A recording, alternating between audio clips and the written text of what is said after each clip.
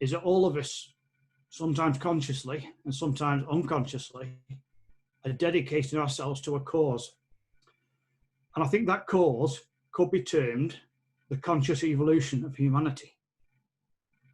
Yes, there's fear-mongering all around us, but collectively, that group who are known as light workers, light keepers, healers, empaths, are all here on Earth right now for a reason. And that reason is to bring about change.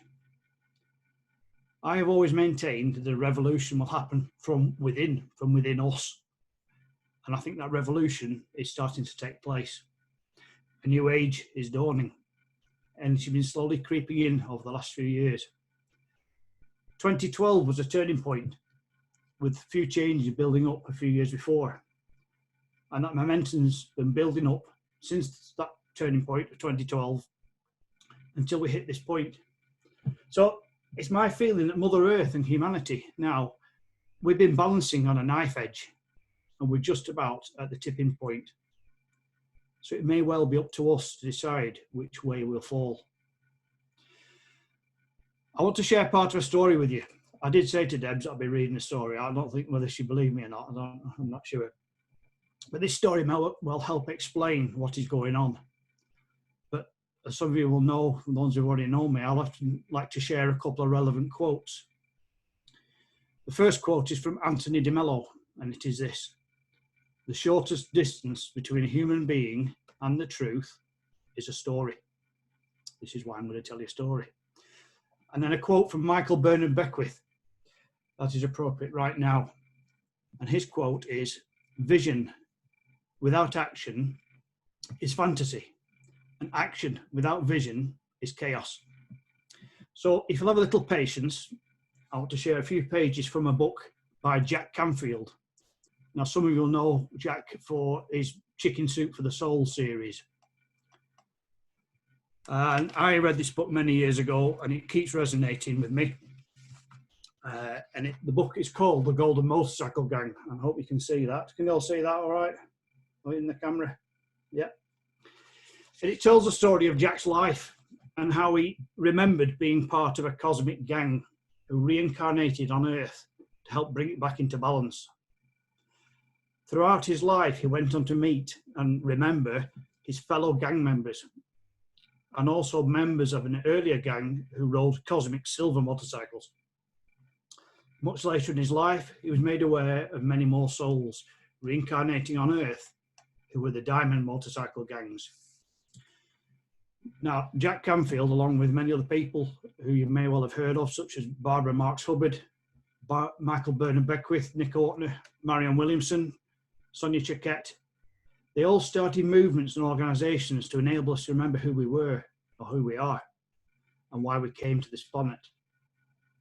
You may have heard of organisations such as the Shift Network, the Transformational Leadership Council, Agents for Conscious Evolution, HeartMath, and the Pachamama Alliance. All those organisations were started in that decade leading up to 2011 when this book was written. And as I said before, 2012 was the beginning of this new era. So all these people were quite possibly members of this cosmic gang. I will explain during the story. So I'm just going to read it to you, but I hope you don't mind me looking at the pages because I don't need to memorise it. Oh, what glorious beings they were, flying through the universe on their magnificent golden motorcycles, the cosmic wind in their hair, going wherever they chose, travelling at light speed, sometimes even faster. Their bodies were ephemeral yet defined, and they enjoyed the ageless youth gifted to their species. Only a few thousand years old, they were considered adolescents, not yet the elders of their planet or their universe. Elders who each had tens of thousands of years' experience in dealing with complex worlds and the moral difficulties that arose from engaging those worlds. The beings travelled through this beautiful, endless day, which is much like many they'd enjoyed together on their annual solstice breaks. As the class of 2012 at the Academy of Enlightenment, they were fast approaching the time when they would graduate and be given assignments to ensure the balance and stability of the universe for eons to come, much like their elders before them. Today, however, was a day to enjoy the carefree exhilaration of their youth and freedom. Dozens of them rolled together, sharing their boundless joy through their thoughts, for they communicated only with thoughts. Their thoughts shaped words which they immediately understood, yet communication was instantaneous, faster than words could ever be, and infinitely more clear. It was a perfect day and they were in high spirits. Suddenly, Jack noticed a small bluish planet off to his right. It was about 50,000 miles below, but clearly visible to him. "Hey, look over there. That planet seems to be in trouble. I can sense the energy coming from the surface, and it's full of turmoil, sadness, anger, even rage. I've seen this planet before. I have sensed its people and their growth and their struggles. Although there have always been some discordant sparks in this world, I've never felt so much sorrow as I'm feeling today." Such was Jack's instantaneous thoughts to his riding friends, or as they like to call themselves, the Golden Motorcycle Gang. On that magical motorcycle ride through the universe, Jack and his friends had easily picked up on the negative energy coming from planet Earth. The suffering radiating from the dazzling blue ball was unmistakable. The year on Earth was 1943, and a great conflict was raging on much of the planet. The battles engulfed a great deal of its middle band from one great ocean to the next. The planet was divided into groups called nations, which were sometimes a result of geography, but oftentimes a result of human choice. Many of the largest and most military, well-armed nations were focused on the fighting. Almost all the human beings on the planet at that time were thinking about this great conflict, whether their nation would exist if and when the battles ever ended, and if their loved ones would survive and return from the battlefields around the world.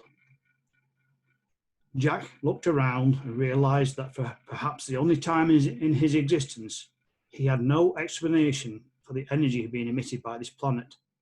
What was this war, as the humans called it? What life could happen? What in a human's life could happen that would convince him or her that it was right and good to end the lives of millions of other identically created life forms? Jack decided he needed to learn as much as he could, as quickly as he could, about this concept of war. War was not a reality in the outer reaches of the universe where he lived, and although he lacked the understanding of the impulse to hate and kill, he knew he would not be able to help planet Earth unless he learned more about war and the decision to kill others. Yes, what a tragedy, his close friend Michael thought back. Such a beautiful blue planet, so full of life, creativity and joy, despite the clear tumours that seem to be infesting it now. Tumours? I never thought of these ills as tumours, but that planet needs some help, Jack thought back to Michael. I think we should all do something. All our decades of training at the Academy of Enlightenment have prepared us for our roles as masters of harmony. I think we should stop by this planet and see what we can do to help. Mark, another member of the gang, looked at Jack in disbelief. Jack, this is the first day of our solstice break. We have a great voyage ahead of us. We can go anywhere and everywhere. No responsibilities, no fixed agenda, just experiencing all that the universe has to offer and the solidarity of great friends. Do you know how long it might take to get that little blue globe back on track? It could take us several human lifetimes or more, and that would certainly put a damper on our fun. That may be so, but look at them, Jack replied. They're slowly destroying themselves. They're in real trouble. Think how great it would be to get that planet back into balance. I have tuned into it, and it's a really special place with many different species and lots of variety with respect to geography, climate, and creative ideas. It could be a really fun place. And what's most ironic is that it's their wonderful diversity that is dividing them into opposing factions and threatening their continued existence. What makes them so special is also what's causing them to face extinction. The people there call their planet Earth. There's only been intelligent life on Earth for 10 to 20,000 years. That planet is not much older than we are. We should take a little time to see if we can prevent the catastrophic events that we can censor ahead for them. I think it will be an adventure. And when we get back to the academy, if we can get this Earth back to health, we will probably get all kinds of extra credit for it. Jack added this overly optimistic goal, knowing it will probably appeal to his fellow riders. Well, since you put it that way, I can't let you go alone, Mark shot back at him. So if you're bound and determined to go down there, I guess we're all going to have to join you. Absolutely, beamed Michael and Janet, along with Steve, Bob, Martin and Marcia. The rest of the Golden Motorcycle gang silently voiced their approval. Mission accepted. In what seemed to them no more than a blink of an eye, each had taken form as new beings, human beings, born on planet Earth. The gang had failed to mention one critical element of their mission of intervention and redemption. Once they were born into human bodies, they would forget that they were cosmic beings with unlimited lifetimes. In order to grow and develop as human beings on Earth, many years would pass before they would remember who they truly were and why they had chosen to be born into a body. And so our story of the Golden Motorcycle and their adventures on planet Earth begins. Every time I read that story, and I've bought the book when it came out in 2011, I get goosebumps, I get spirit with me, and I get excited. So to me, there's a lot of truth in that story. So hope you enjoyed that. So let's get back to the original questions. Why are we here? Why do we feel a sense of calm? And what is our role? As I said earlier, the world is at a point in history right now where we have the opportunity to not only make a difference, but also to enable a huge amount of healing on many levels. There's going to be so much trauma unfolding in the next few months as we recover from this coronavirus situation. So many people will have lost loved ones.